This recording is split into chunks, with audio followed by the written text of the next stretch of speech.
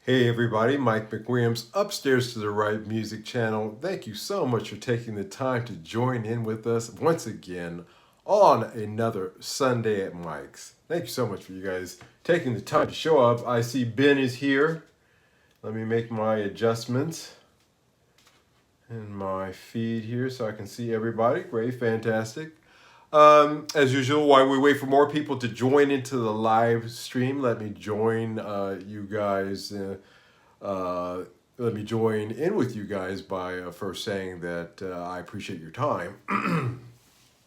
I know that time is a very valuable thing, and for you to spend a little bit of it with me really does mean a lot, and I do deeply do appreciate that. Who do we have? Phil Rodriguez in the house, and Michael Watson. Hey guys, welcome everybody. Welcome, welcome, welcome. Yeah. Well, again, as I'm waiting for more people to join into the live tonight, I will talk about things that have occurred here at Upstairs to the Right Studios. My 78 Yamaha SG, I'm sorry, my 78 335, sorry, is on its way here to the house. I expect it sometime in the next few days, so I'm excited about that. And that comes also along with a 1998 Korean-made Epiphone 1956 P90. I've never had a Korean Epiphone before, so I'm really excited about that to finally get to hold one and really suss it out. So that'll be great. Denro in the house. Greetings to you from Amsterdam. Greetings from Amsterdam to Athens, Georgia. My uncle Carlton called me I was having dinner and he called right before the live stream, so I guess he was going to give me a little greetings from Georgia as well. I have to get back to him. Yeah, I'm really excited about those guitars coming in. I think that it's going to be a interesting thing. Uh, Certainly, they're here in time for my purpose of getting them to Vinendal, the vintage guitar show, particularly the 78. But yeah, we'll see how that goes. Now, when guitars come in, you can't just go slamming open the box. You gotta let them set for a while. Now, some people really have a different opinion on how long you should, especially in the wintertime, how long you should let a guitar sit in its shipping box before you open it up. Some people say 12, some people say 24 hours. I say a minimum of 12. Anything above 12 is better, but a minimum of 12. So that's always the worst part they're in. I wonder, is it broken? Are they in pieces in there? Is everything okay? All the questions that go through your mind, but you got to show a little bit of patience because these are guitars that have never left Japan. Other than the Korean one, when it went from Korea to Japan, that's a very short trip. And you can do it by ferry these days, so in those days too that I was there. And yeah, honestly speaking, you want to make sure that you don't get weather checking with them. And if you open those boxes up and there's such a differential between the inside and the outside air, you'll get weather checking those chips in the finish. With polyester, you would think that you wouldn't get that, but with polyester, you get what I call it's like a ridging or kind of a warping that you get in the paint. And I'm sure you've seen that with some polyester guitars. It's either water damage that causes that or exposing it to different temperatures. So you really, even with poly guitars, I don't know about the Yamaha being a poly. That one actually might be nitro. I know for a fact the Korean Epiphone is. So either way, 12 hours I gotta wait once they come in. But as soon as they do, I will do an unboxing here on the channel. People pay extra for that weather checking. Yeah. Yeah, man, I'm not into the relicking business. I'm gonna leave that to our friends over at Gibson. That's their thing. That's funny. Um, so yeah, you want to do that, guys. So just a little pro tip there. Let it set. Don't open that box immediately, especially in the wintertime. Really in the wintertime. That's when you're really at your most vulnerable to that. I bought a WeatherCheck guitar, a Gibson, for a steep discount just because of that reason. They got it from I guess the States over to Singapore, and some guy in Singapore opened it up immediately, and yeah, or somebody down the line opened that up, and it was no bueno for that guitar, but it worked out for me. I did a little bit of content for my regular channel this week. Um, I love my 1x12 combos, and so should you. You should too. And I appreciate you guys supporting me by watching that. That video is doing very well. And I seem to have read the tea leaves particularly well in putting that content together. It struck a chord out there. I'm getting a lot of replies back in the comment section, and I read and respond back to everyone. If it's one of those kind of comments that's looking for a reply or not. And really getting a lot of support there. So I appreciate that. And, you know, I want to keep those videos short. I read a study that said that because of internet addictions, because of always having the smartphone in your face, that people's attention spans have actually now lessened to about 8 seconds. A goldfish has an attention span of 9 seconds. So we truly now have the attention span less than the goldfish out there. You know, again, you can torture the data to, you know, confess to anything, but in the case of that study, I tend to believe it may be actually erring towards the correct side of things. So yeah, dig that. But, you know, yeah, I try to keep the videos short and 10 minutes time, under around 10 minutes or so, I think is usually about a good one. So there's extra things that I'd like to talk about that I don't add in that. That's what we're going to open up with tonight. Is another amp that I think is a step up. If you think, for those guys out there who think that a 1x12 combo amp is not enough, of course, there's the Fender Champion 50 and 100s. Those are 2x12s in that line, the same line as my Champion 40. But if you want to go in the tube, that solid state, you know, DSP thing, if you want to go in the tube amp direction, I said that the next step up actually would be the Fender Hot Rod. At around $12.99, something like that, a euro, something like that. But I was wrong. And of course, the Fender Hot Rod is a 1x12, you know, a 2x12. But there is another 2x12 that will get you, you know, pretty much everywhere you want to go sonically as far as your Fender tones are concerned. That actually is can be had for $5.99, $5.99, and that's euros. And that's the Fender Bassbreaker 1830. Now the Fender Bassbreaker 1830 is a split channel tube amp. On one side you've got a black face, and on the other side you got silver face tones.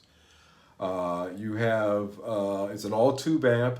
It's 2x12 with Jensen speakers in it. 4 EL84s. Yeah, I'm sorry. You got 2 channels, a black face, and the other channel is a 61 brown face. A 61 brown face. No reverb. Don't know if it has a return, send and return on it, but it does have a cab send on it. So if a 2x12 is not loud enough for you, then you can send it. Or if you want to go down to a 1x12, I suppose the obverse is true. Yeah, you got to send on that. So for $5.99, now these have been out for a while. They've been out for about 8 or 9 years. And it's a loud sucker. It's as loud as, as the Hot Rod, But the fact that you have that split, it's all tube, and you've got that split channel thing going with the black face and the 61 brown face on it, you're getting a lot of bang for your buck out of that 2x12. Now, again, would I have a 2x12 here in my place? No way, buddy. Mm-mm. In my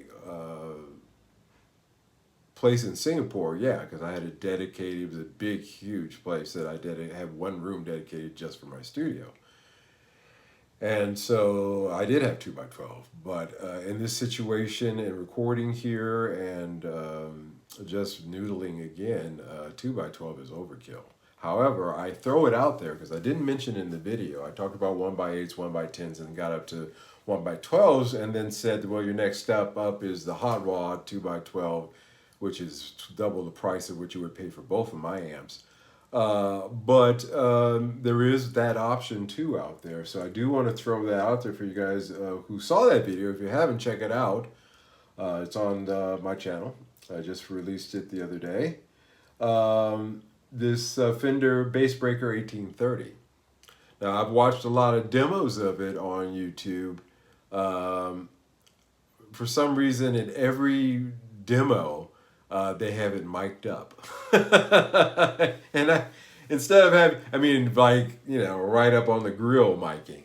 And I never understood that because what you'd want to really do to show off that is to get a room mic, maybe, left, right, and center room mics, boom mics, and then mic it that way so that you can get the full effect of it. I suspected that they had him down at really, either they had it at a high volume and then just turn down the volume on their guitar, or, they had it at a very low volume and they had the guitar jacked up, and then they were miking it through there. So you got a good sound of the tone of the amp, but not how it actually would sound in real life. So I found that interesting, but you can check it out anyway. It's funny. It's like most of the comments down are like, "What the hell, dude? All these things are, for this videos for this are mic'd." But anyway, it just sounds like a winner, and at that price, I don't think that you could go wrong. So the Fender Bassbreaker 1830 is an old amp. Again, it's been out for 8 or 9 years. But if you're feeling that the 1x12 is still not good enough for you, want to take a step up, but you want to keep a combo amp going, at this price, I think I would do this before I did the next step up to Champ 50 or 100. You're getting an all-tube amp and a better deal there. Of course, you're going to have to find it on the secondary market, but they're out there, guys. Amps are not easy sellers these days. Now, I am going to do one of my usual, I'm going to bring up 3 subjects. They're not going to seem to be exactly directly related, but they are. So let me get into it tonight. First one was talking about amps. Amps are not easy sellers these days.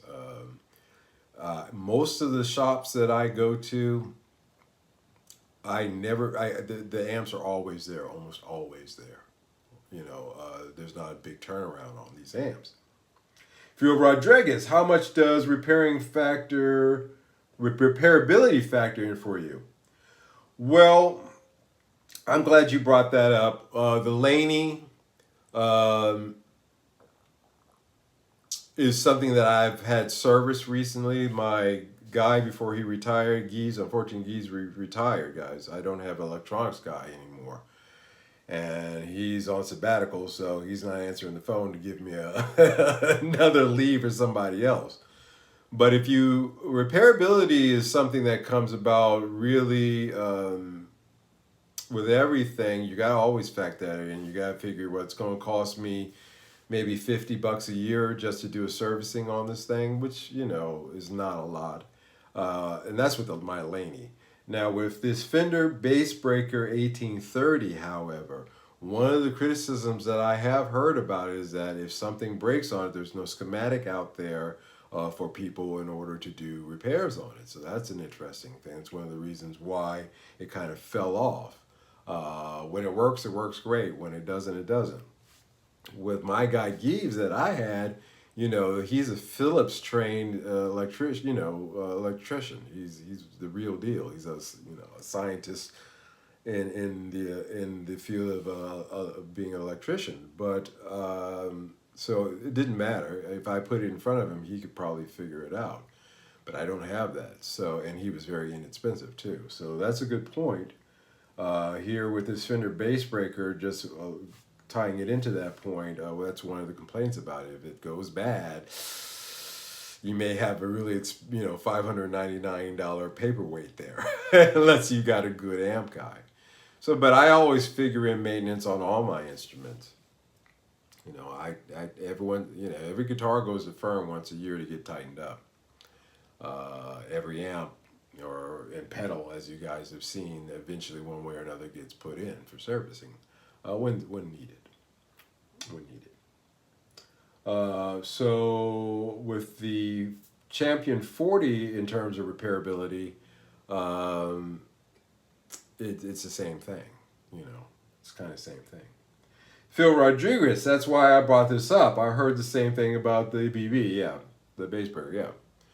So there it is. Out of the mouth of two witnesses, ladies and gentlemen. A thing is confirmed. And yeah, that's what I heard about it too. So that I throw it out there because it's cool. When it works, everybody says when it works, it's great. However, yeah, with that one, you better consider getting yourself a good amp tech if you got one. If you do, then maybe it's a good buy. So yeah, there's that. Thanks for bringing that up, Phil. That's a point that I found out about that BB as well. But amps are becoming, there's a lot of discussion about amps out there in terms of what's the next thing and why are 4x12s no longer something that's really, part of the mix there. And again, through my own experience in going to the small mom and pop shops around here and looking at stuff, I know because they very rarely shipped anything. I mean, some of these places, like my Champion 40 there, I had to lift up a whole thing of guitar cases, like cheap Chinese cases, and then move a couple of amps. And at first to find it, I had to peek under to see if it was in there. That kind of shop.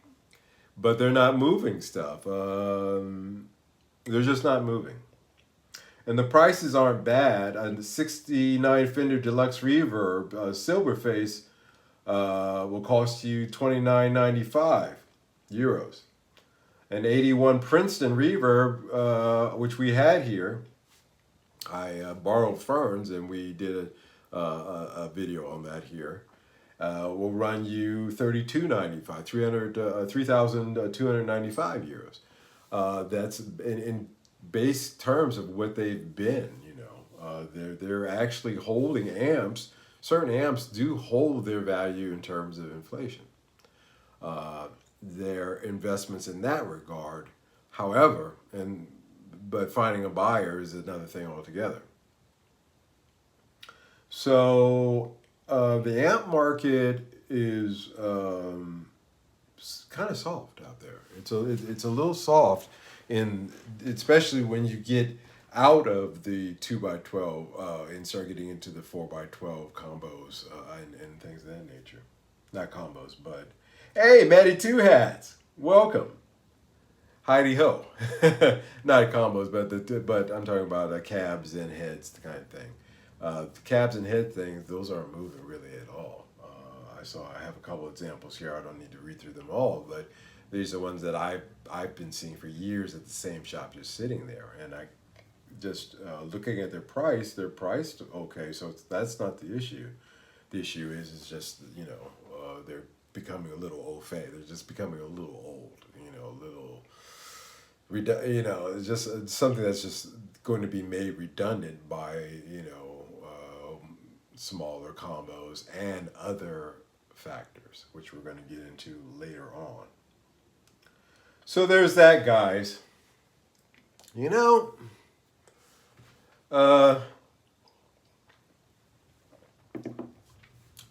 I looked at another. I was looking at Epiphones, and I was looking at again. I was going through their 2024 lineup because Tomon sends me a newsletter, and they're touting, oh, this is the newest stuff we're getting from Epiphone. I'm like, all right, cool, newest stuff from Epiphone. Let's check it out and see what they got. And I, like most people, were stunned. Well, maybe not us. We this is not stunning to us. Not surprised, but surprised when we saw the Epiphone 63 Firebird 5 with the Maestro Vibrola coming in at 1,929 euros. Let me say that again for the cheap seats. The 2024 Epiphone 63 Firebird 5 with the Maestro Vibrola is coming in at 1,929 euros.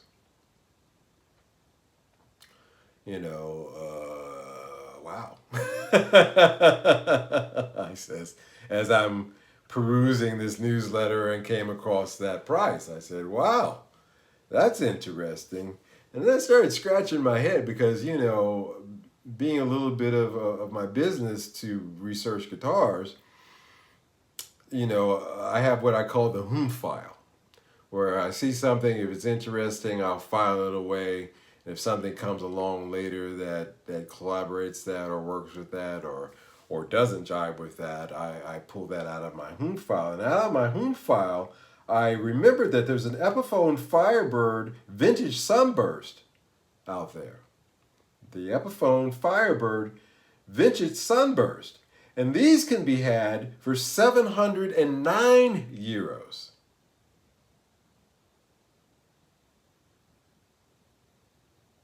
As we speak right now. Today.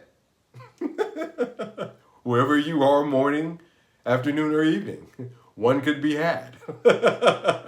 In almost every free country. I don't know about how long the delivery time would take in out of Mongolia, but, you got a good shot there too.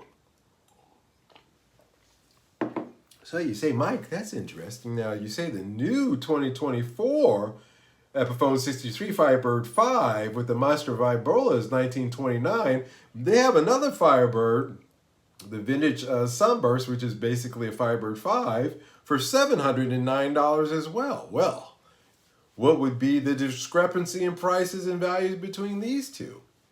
Certainly it's got to be the construction or the materials used. But I'd have to say to you, no. On considère, mon frère. It's not. The Epiphone Firebird Vintage Sunburst at 709 euros is a mahogany body with a mahogany walnut neck, an Indian laurel neck, Slim C neck profile, 22 frets, and its pickups are ProBuckers, Epiphone ProBuckers.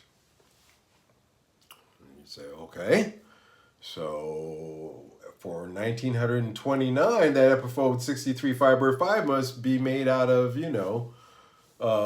something better than that, better materials. And I would say, once again, on considère mon frère, no. The Epiphone 63 Firebird has a mahogany body, a mahogany walnut neck, an Indian laurel fretboard, a Slim C neck, 22 frets. Its pickups are Gibson mini humbuckers. Its pickups is where you have mini ProBuckers in the 709 version of this Firebird. In the case of the 63 Firebird 5, you've got Gibson mini humbuckers in it. Okay, you say, well, that sounds okay. What's the value on those? Maybe that's the reason why there's a difference there. Well, we got to make up about $1,300 worth or more. Actually, let's say 13. euros worth of value there. So let's do that. Let's try to make a 1,300 euros worth of value there. Well, the Maestro Vibrola can be had out there in the wild for 145 euros. And a little simple math there. We've got ourselves whittled down there, not much. We're down to 1150 basically, 1155. Okay, let's go on. The Gibson Mini Buckers will set you back 260 euros. Okay, now we're down in the 900s or so, hovering around there with the difference in value between the two of these. Certainly there's got to be something in there that makes up that other difference in price. Mike, and I would have to say, oh, come to that, my friend, no. Because a case, which is the other thing that you get with this new Epiphone 63 Firebird 5, can be had out there in the wilds for as low as 70 euros. There's a real big difference between 900 and 70. So the three differences, the Vibrola, the pickups, and the case, are the only differences that I can find between these two guitars. And I've demonstrated to you that those extras that the 63 has that the Vintage does not have do not really add up to that much. And by the way, those are the retail prices on those. Their wholesale price is much, much cheaper than this. And trust me, they're not paying 145 euros for the Vibrolas that they put on those guitars. It's a lot less. A lot less. So I'm being generous. Mr. Rogers in the house. It's a wonderful day in the neighborhood every time you're here, my friend. Thank you so much for showing up. Yeah, we're just laughing here. Well, I'm laughing. I don't know, maybe you guys out there are shaking your heads or maybe shaking your fists in anger, or maybe just, saying, was that FML? I'd rather not say it out loud, but FML. And I'm saying the same thing too. Because that's a big price difference, babe. That's a big leap. That's a gigantic leap. And we get into, who really is going to want to pay this kind of money for, and this is not, being, xenophobic. Is that correct? Yes, I do believe xenophobic word against the Chinese in this case. But let's just call things how they are. Chinese products are known for being cheap and inexpensive, so why would I spend almost 2,000 euros for a Chinese guitar? That's, why would I do that? When Epiphones were supposed to be budget friendly, because they were made in China in the first place, And I'll grant the cost of, I'm not discounting, and I'm aware of the cost of VATs, imports, fees, shipping costs, and all that, guys. I do this for a living, but no, it still does not work. It doesn't work. It doesn't come out to that, especially with bulk shipping fees. It just doesn't come out to that. So, yeah, it's just a puzzler to me. And we've talked about this day of these 2,000 euro Epiphones, but I really question, when I'm reading articles reviewing this guitar, because I myself said my automatic revolt, not a revulsion, that's a strong word, but my hell no. the inner Arnold, what you talking about, Willis, came out in me. And it's just a big, no. No. It's a big pass, a hard pass for me. But I really had to dig into what other people were saying about this guitar. And in the reviews, professional and semi-professional or writer blog kind of things, uh, the 100% general consensus is who's going to buy this? This is way too expensive.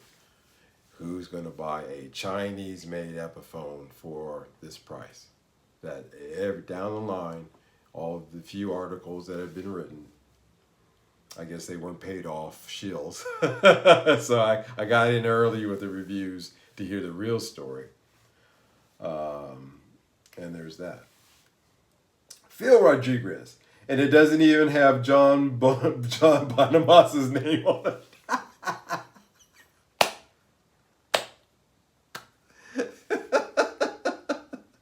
Holy crap, man! How much is the Bonamassa gonna be? That fucker's gonna be 3,000 euros because he's got to get his cut.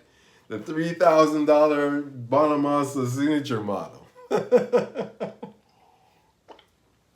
I hope not. Joe's a pretty level-headed guy. I think when he sees that it gets to that point, he may have to throw in the towel. Maybe. We'll see. We'll see. He's one of the hardest working men in show business. I don't think he needs that Epiphone money that bad, but I can dig. He likes doing it. He says, I like to do this because I want to get these guitars in the hands of the kids. Joe, your guitar has not been priced for the kids for a long time, baby. Not for a long time. So that statement, I'm doing it it's for the children's. It don't play well over here. It really doesn't. It does not. It does not fly. Doesn't fly. And this price for this Epiphone 63 Firebird 5 really doesn't fly. It just does not fly. And so, again,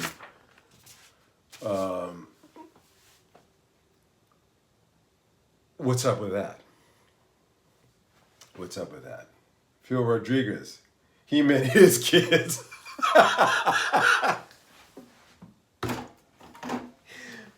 Phil, on fire tonight.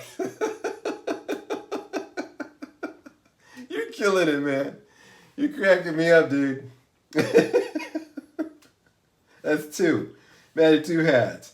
I'm guessing it's not because the workers all got a raise. Yeah, I was going to throw that in the mix as well. I haven't read anything. As a matter of fact, things are pretty dire in the Chinese. The guys working there at Epiphone are happy that they have a contract with Epiphone because at least they're not getting kicked out and getting turned out like a lot of their compatriots in a lot of other industries.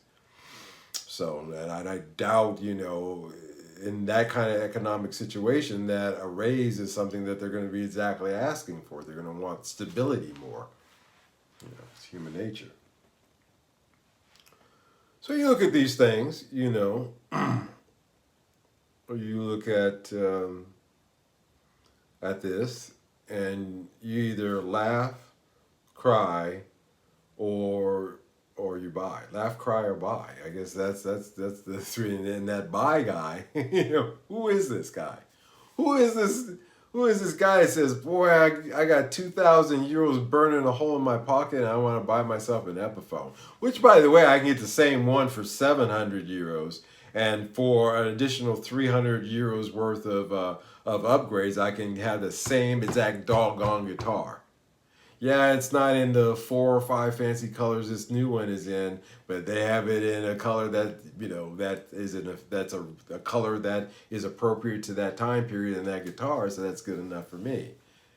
At half the price. Half the price. You can have that right now, today. You don't have to buy that 2,000 euro Epiphone. You can go out and buy the 700 version. Go and buy the upgrades online that I just told you about, and you've got the same guitar. The same guitar. The same guitar. I can't emphasize that enough. It will be the exact same guitar for half the price. Half the price. So this leads me to ask the famous question, cui bono? Who benefits? You're either the superstar or you're scraping away. Is the title of tonight's live stream. Manny, two hats. The finance bros are officially in charge. Yes. Yeah, man.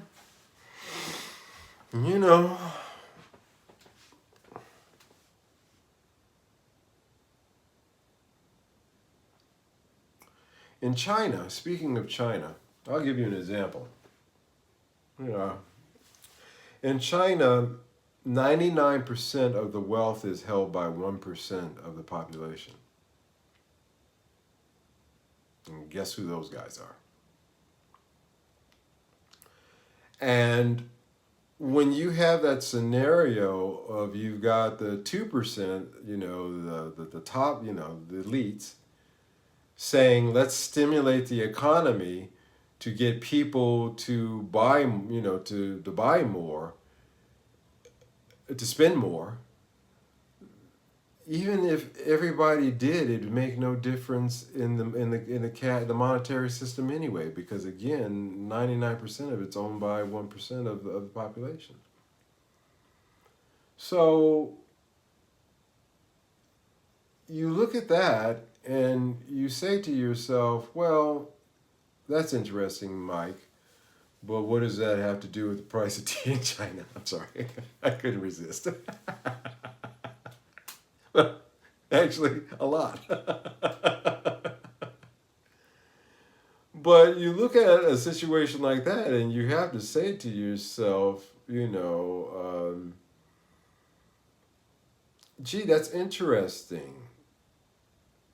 The have nots are having a more difficult time making their one, in this case, last.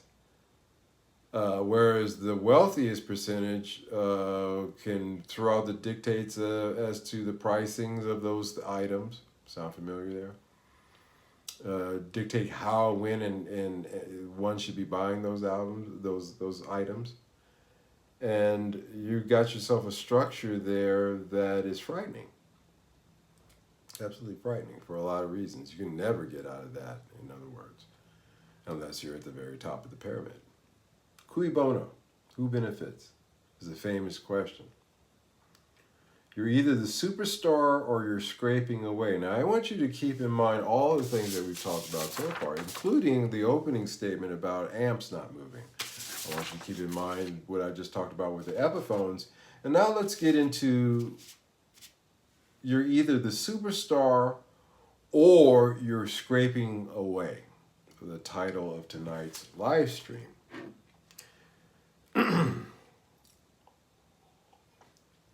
See, in China, you're either a superstar or you're scraping away. And you're a superstar if you're in that 1%. And to get into that 1%, there's gatekeepers. We've talked about gatekeepers. There's things that only the 1%ers who have always been the 1%ers can truly make the decision whether or not you're going to be a 1%er or not. They make the decision because they control the resources and the systems in order to make that kind of thing happen. Ooh, wow, that sounds familiar, Mike. That kind of sounds like the record industry a little bit. Oh, well, that's interesting. Matty Two Hats. Tommy Mac. Tommy Mac's in the house. Hey, Tommy, how you doing? Thank you so much for showing up. Appreciate you being here. So, what do I mean by you're either the superstar or you're scraping away? I want to throw some numbers out at you. I want to talk about the UK live scene. I could have talked about the live scene here. I could talk about LA, New York, whatever. I want to talk about the UK live scene. I lived in the UK for 5 years. I lived in Blackheath in a haunted house, which is a story for another day if you haven't heard it. But I lived in the UK for 5 years, and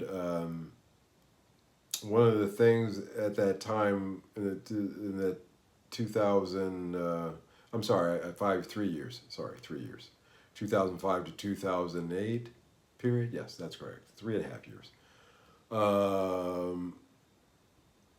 In that period before the Lehman shock, and that was why things just went south, and one of the reasons I left, but the vibrancy of the live scene was interesting. It seemed like every club, and it didn't matter the pub or shop that I would walk by, and it didn't matter what the time of day, there was always some live thing going on. I remember going to a job interview uh, in London when I first got there, and I was walking around a corner, and there was a 12 o'clock, 12:30 in the afternoon, and there was somebody doing a live stage inside this pub, and I was like, wow, this is great. Well, um, in 1996, the average fee for a support band in the UK was about £50. So if you were a support band and you were going out to these clubs, small venues, even medium-sized venues, you could expect as a support band to be getting about £50. Phil Rodriguez. 14 people, 9 likes. Phil Rodriguez is absolutely correct, man. We got a math issue here. We're a little short. Hit those likes, guys. Hit those likes for me. Come on. Hit them up, hit them up. I appreciate it. If you're watching this later on in the rerun, don't forget to hit the like button as well. But £50 was about the average fee for a support band, and it unfortunately still is. Now, £50 in 1996 had a lot more purchasing power, obviously, than it does today. So how could this be? Another thing that I want to point out is that 91%, and this is a poll of UK musicians over the last year, 91% of UK musicians say they cannot afford new music equipment. They cannot afford. 91% of those polled. Again, you can torture the data to confess to anything, but this is pretty straight ahead here. 91% of those polled, and unless they polled one broke band from Birmingham, if that was their only sample, then okay. But no, they had a great sample. 91% came back and said, hey, we don't know if we're going to be able to buy new equipment. Who is that 2,000 euro Firebird for? Cui bono? Who benefits? All right, let's move on. 98% of those polled said that they are struggling to make a living. 98% struggling to make a living. Of that 90% of those polled, 90% of those polled say that they are worried about their food bills, eating.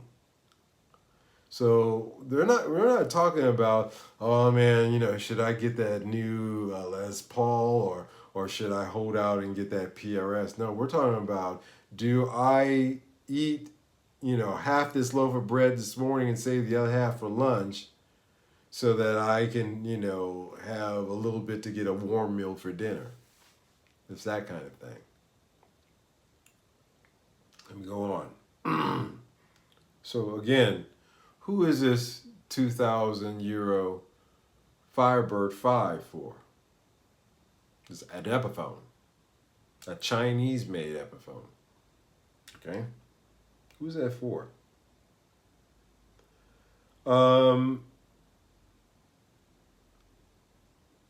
The costs aren't just limited to buying new equipment. Everything goes up, The cost of fuel has increased. The cost of petrol has increased. So if the price of petrol has increased, that means that the cost of driving to the gig has increased. If the gig was paying £50 in 96 and is still paying £50 in 2024, and the price of fuel is a whole hell of a lot more. Petrol is, for 4.5 liters of petrol, is a hell of a lot more than it was in '96. You got a problem there, and that's not even talking about, yeah, that's crazy. That's crazy. That's insane. Manny Two Hats. Yep, and Gibson Garage just opened up in London. Yeah, who's the Gibson Garage for? I remind you what I told you. I didn't throw that statistic about China and the 1% just, out of casualness. I want you to really, really, Bueller, think hard about this one. Who is the Gibson Garage for? Who is it for? If I'm reading these stats about this is your typical London musician, you know,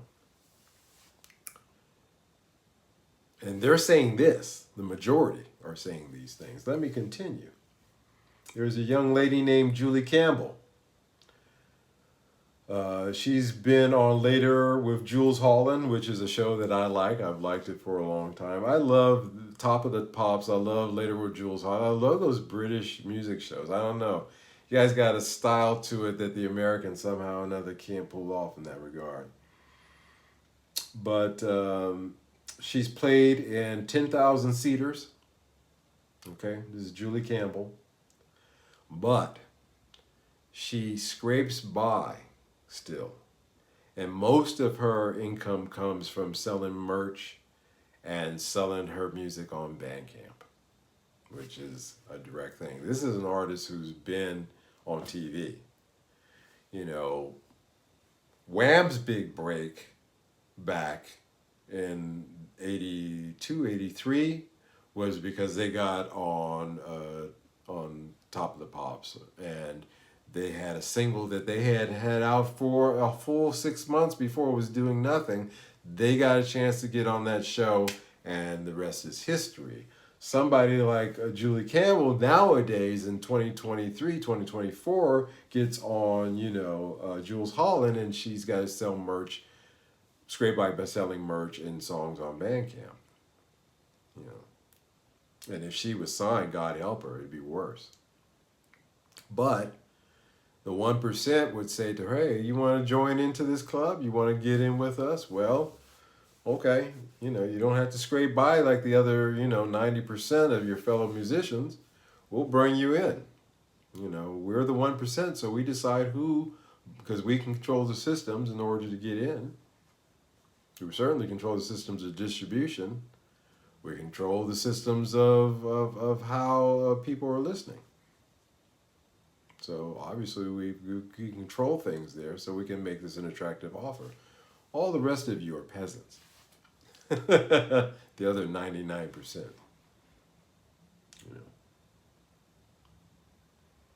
At 25 years old, if you're 25 years old and you're a musician in London, you earn more working at Sainsbury's than you do as a musician. You earn more working at a supermarket than you do as a musician. You're either the superstar or you're scraping away. And if you become the superstar, well, we've talked from 9 Ways to Sunday how that is just something that, it's got a lot of different things to it that you may or may not want to get involved with, if you catch my drift. Yeah. But we're focusing in on that 98% who can't make a living or are struggling to make a living. The 91% who say they can't afford music equipment. The 90% who say they're worried about food and gas costs. This is what we're talking about. Cui bono. Who benefits from this? I read that they're building 5 more O2-sized arenas throughout the UK. So the big mega artists, the 1%ers, are getting new temples built for them to perform in. Whereas everybody else is losing the venues, and the small to medium-sized clubs are shutting down, because if the musician can't afford to play there, and you can't afford to pay musicians a wage in order to play, then the club no longer has live music, and then if it was a live house, then it no longer is necessary. It's gone. See, if there are no clubs, there's no bands. And by the way, if there's no bands, there's no sales on guitars and amps and basses and drums and clarinets and tubas. I'm joking, but I'm laughing, but I'm not laughing. You know, I'm laughing, but I'm not laughing. And so, well, wait a minute, Mike. No clubs means no bands, and no bands means no sales of equipment. Who the hell is this 2,000, euro Epiphone for? See, it all gets back to that. And who's going to buy amps? Who's going to buy amps out there if there's no band? And why are modelers suddenly becoming more, prevalent? Why is that really? Because of the convenience? Well, there's a lot of other things, and a lot of it are in this these figures as well. A lot of it's in these figures. So I tie these three subjects together tonight and wrap them up in a pretty bow. Lincoln, are they strictly for collectors? No, I am. Well, yeah, I'm saying that that obviously the garages that they're building, the Fender and the Gibson garages worldwide that they're building, are focusing more on the collector type. They're collecting on those who. They will come up with a product, they will come up with a spiel on it, they'll tell you how this is a great investment, and that's the guys that they're aiming for. They are no longer interested in musicians per se, which is weird, huh? That's a little weird thing there, Mike. If I was a guitar builder and I wanted more of my things to get out there, and I saw that clubs were closing, maybe I would invest in clubs and somehow work it so that, I can pay a little bit better than $50 for the band, and these bands will be playing my instruments, and maybe, one that rolls through here might actually hit. And then, we've got somebody that we can be can be the next generation of our signature model. We got somebody that we can, pass on to future generations to live off the fumes of them. And that would make more sense, but they're not doing that because they don't benefit from that, because that's not their model. Cui bono, who benefits? That's not what they're doing, are they? They're building these garages to sell these instruments that, they got guys literally with white gloves on in the Tokyo shop, handing you the guitar. When have you ever been to a guitar center and some dude came and said, "Wait a minute, sir, before we take that off the rack, I need to take these white gloves, literally these white gloves, and put them on in order to hand it to you. And I would like you to also put on these white gloves as well when you handle it." Bullshit. Never happened in my lifetime. Tommy Mac. It's short-sighted, yes. The reason the collectors want certain instruments is because of great players play them. Yeah. Again, you would think you would invest that money in clubs with good sound systems. Maybe invite some of our old musician buddies like Jimmy and Brian, and say, "Hey, could you open up this club? It's going to be just like the clubs that you used to play in when you were kids back in the 60s that you got started in." Maybe we want to replicate that so that we can have a new generation. But they're not doing that because it doesn't benefit them. Cui bono? Who benefits? from this? And what are the benefits of it? It's, short-sightedness, possibly Orwellian, dystopianness edge to it. Certainly, there's a bit of that to it. Yeah, there's a bit of it. Again, when you look at that China, I threw that China stat out there just to kind of, give you a little something to bounce that concept off of. So, I don't know.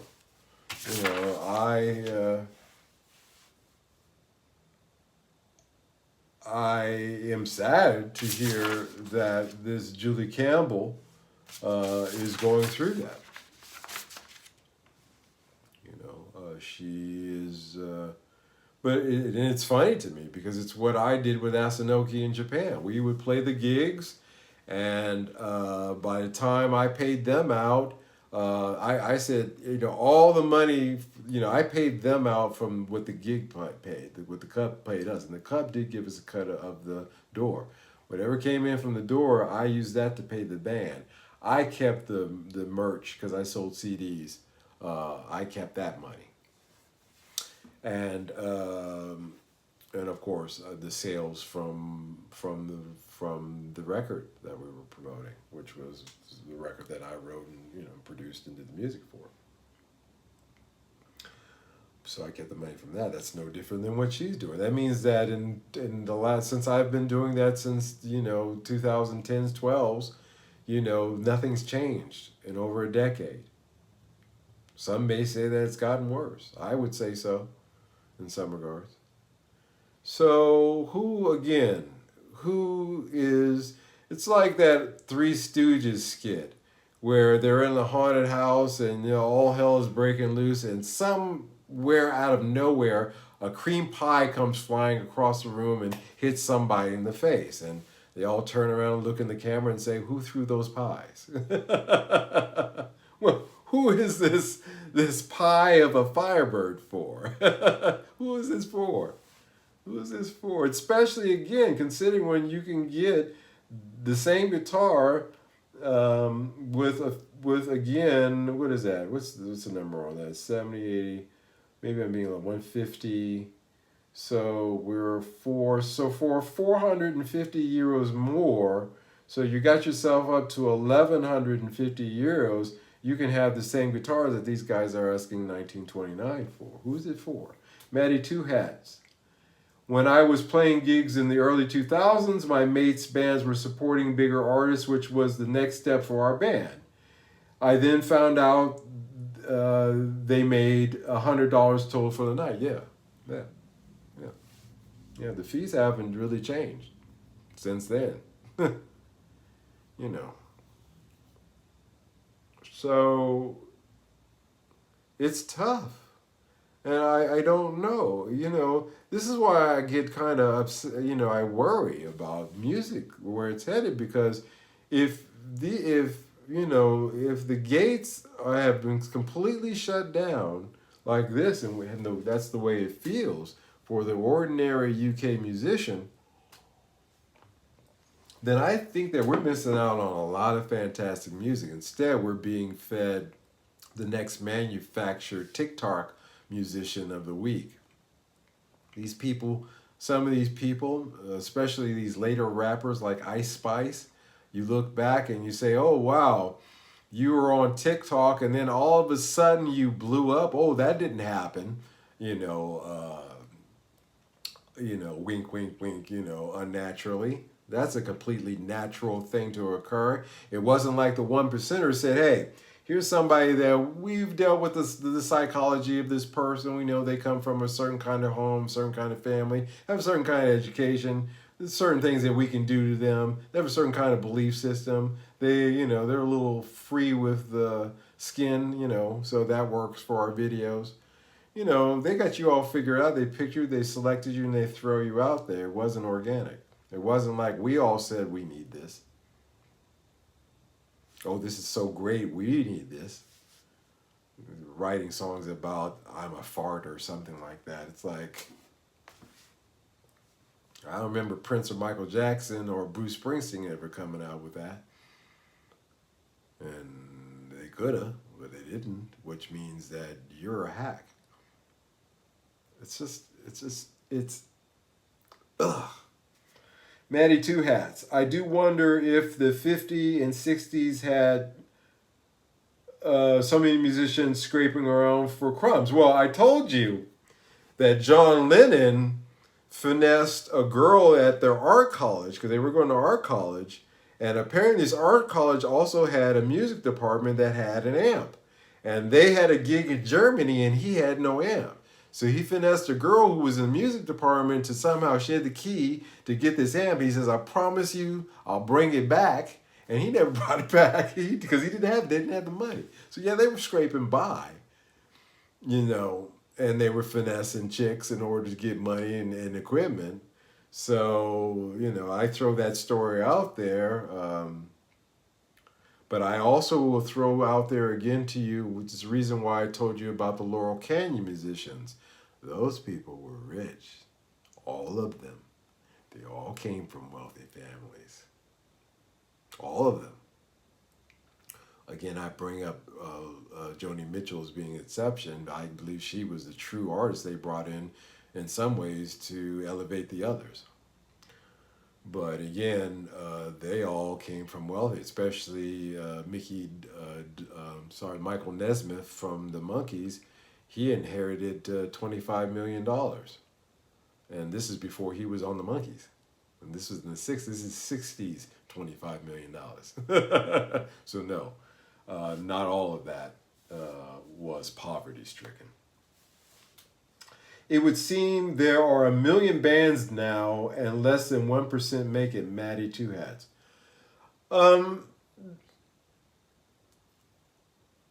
We have to redefine what make it means, because I just told you that make it means a lot of things that you don't want to get into. You're like, Mike, is something wrong with your eye? No, you guys know what I mean. Making it is making deals that I don't think are good for the soul. The 1% that make it are the ones that are selected by the 1% that control all the distribution and assets. So, you know, which are the ones that Epiphone and Gibson and all these others are marketing towards. You know, but I don't know. I just don't know. It's short-sighted, or they know something we don't. That's the part that kids, I can't tell you. That's the $100 million question that I'm pondering upon myself. But as we dig through this, as we discuss this, and as we go through this a lot more, maybe we'll find an answer together. Maddie Two Hats. When making a living wage is what I'm talking about. Yeah, I understand. All right, so I present to you my three-legged milk stool again. And I do believe it does stand.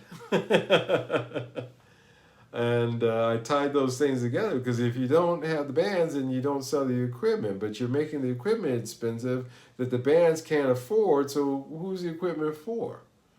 You know, it always leads back to that. What are you pricing these for? And who are these people? And again, I pointed out that statistic is the 2% of the 1%ers who are the ones who are always trying to get the other 98% of people who don't have the money to stimulate the economy. And is this a situation where these C-suite guys are thinking that, oh, 1,900, 2,000, that's nothing for this guitar. Well, yeah, that's nothing. Yeah, I spent that much on cocaine, this morning. So come on, I don't know. But every article that I'm reading about this Firebird is saying we think that they've crossed the Rubicon in terms of pricing with this one. They've gone too far. They've gone too far, bridged too far. And, I throw it out there for you guys to decide whether or not you'll be running out to your local person dealer to get one of these bad boys. I'm sure not. I certainly am not. I'm not even remotely, flatly interested. Because there's so many gems and bargains like I got coming this week in the secondary market. And what would it be without me, pointing out that all of this production is unnecessary anyway? There's more than enough. When you want a relic guitar, we were talking about relic guitars when we got started. You want a relic guitar, just buy yourself a vintage guitar. Get yourself an older one. It'll have natural wear and tear and play on it, and it'll look right because it's a natural wear and tear. It's not some guy with a razor blade and some sandpaper going to town on your guitar that you pay, by the way, through the ass for, which I never understood. I'm going to pay more than a nice looking guitar for one that I'm paying more for the guy to do a razor blade job on it. What? There's a premium on that? Heck, I can just go down to Home Depot and hire some guys to drag it behind a truck for me. Get the same result. Be a lot cheaper. Anyway, Anyway, as in quoting my guitar teacher, High Tide Harris, Blues Hall of Famer himself, dig that. He used to say that all the time to me. He'd say, dig it. Yeah, dig that, dig it, And then he said it, and when he said it, it just harkened back to the 60s. It was one of those real 60s dig it's. And I kind of adopted it for myself. Dig it, dig that. In other words, dig it, get into it. Let your mind dig it. Let your mind get into it. So dig it. It's just weird to me. This is odd stuff. This is Twilight Zone talk tonight, actually. It's borderline Twilight Zone talk because there's some weird things going on here that it's either short-sightedness or diabolical. I can't figure out which, and either one of them doesn't really seem to be too good. All right. Since I do 2 live streams a week now, I will limit them to an hour. It is always good. I seem to get more views when I keep it between an hour and 10 an hour, 15 minutes on these. So that's what we'll do tonight. I will end it there. I think, again, I've covered this subject tonight. Thanks, Ben. I appreciate it. Thanks for listening in. I think we've covered this enough. I think a lot of us are going to take our takeaway from this one tonight. We're going to sit back and say, that's weird. And guarantee you better, if you are interested in the Firebird, you better jump on that Firebird vintage, by the way, while they're still available, because they will not be available. Once those are gone, they are gone. They are gone. Once those lower priced 50s and 60s inspired by or anything in that line, the 330, there was the 345, all those guitars, all that stuff, once it's gone and the new ones take their place, the new pricing kicks in and that's it. So, if you're going to get into buying an Epiphone, now would be the time, They'll always be available on the secondary market, which is where I prefer to send people to. I think that buying used is a wonderful thing. You're saving the environment. You're sticking it to the company because you're not giving them the money directly. They've already got their cut. Why give them more? And you get a lot of love and satisfaction from having a used instrument, especially one that's been well taken care of. Like these Japanese vintage, in one case, instruments that I have coming this week. So stay tuned for that. There'll be an unboxing video of these secondhand guitars. If you haven't checked out the discussion about 1x12s I just put out yesterday or day before, take a look at that. I don't ask for super chats. I don't ask for PayPals. I don't have a YouTube pay me or whatever it is. I don't know. Again, I don't know how that works. I don't ask for any of those things. I do ask for those of you who have not done so, who are new to this or sitting on the fence, go to Bandcamp, look up the band Asinoki, and buy one of the 2 albums that I've placed up there for sale. The money for that goes directly to supporting this channel. And believe me, it really does. It supports this channel into buying new equipment and to helping towards purchasing cool stuff and having an interesting discussion without me every 5 minutes with my hat in my hand. I do this out of love of doing it. I did the music out of love, so show a little love, show a little support, and go to Bandcamp and support this channel by buying an Asinoki record. Until the next one, you guys take care. I trust that you have a very good week. I will see you again this Wednesday. I have no idea when the guitars will arrive. I've been given a window here. When it arrives, there'll be a wait of 12 hours, and then I will do an unboxing. So we'll see if by this Wednesday if they've come in or not. So there's that. Michael Watson, Ben, Tommy. First track on Asinoki first track on Asinoki 1 is epic. Check it out. Thank you, Tommy Mac. Asinoki 1. Yeah. Perfectly Lucky. Yeah, dig that one. Yeah, that's one of my favorites. Peace, everybody. Thank you so much. Thank you so much for supporting this channel, Tommy, and all you other guys who bought it. If you haven't bought it, do so. See you guys in the next one. Take care. Bye-bye.